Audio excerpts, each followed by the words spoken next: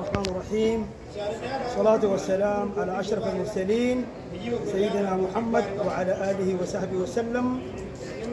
السلام عليكم ورحمة الله وبركاته.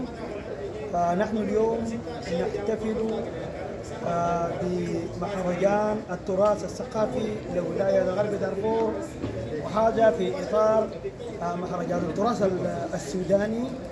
ونحن الآن كولاية يعني غرب دارفور وبقائدنا الجنرال خميس عبد الله بكر يعني وكوكبة من حكومة السلطة الإقليمية وإخواننا في المتحف القومي المتحف العسكري للتراث. نحن في قبيلة المراريد حقيقة شاركنا في كل إداراتنا الأهلية برئاسة الأخ الأمير أحمد صابون وكوكبة من العمت والأعيان بالقبيلة اللي من غرب دارفور المتواجدين في ولاية الخرطوم. وشاركنا نحن يعني بتراثنا بتاعت القبيلة قبيلة المراريد في ولاية غرب دارفور، وتراث الشعبي لقبيلة المراريد بولاية الخرطوم. وحقيقة أيضا يعني شارك معنا إخواننا في مجلس شورى قبيلة المراريد الاتحادية. هذا اليوم يوم مشهود جدا، وذلك بمناسبة عيد الاستقلال 67، عيد الاستقلال المجيد.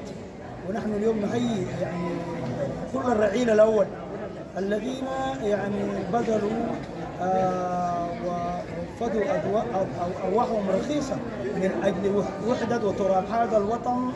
ونحن حقيقة نحييهم من هنا ونحيي أسرهم بهذه المناسبة الكريمة.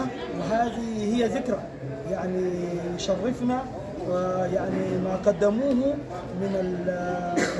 من الرعيل الأول الأجداد الأبزاز الذين قدموا لهذا الوطن، ودون ذكر أسمائهم ولعلهم يعني تركوا لنا وحدة يعني وملحمة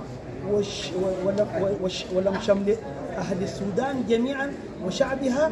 وبذلك نحن بهذه الاحتفائية نحن نرسل رسالة حقيقة لكل الشعب السوداني بالوحدة وبالإلفة وبالتعايش السلمي.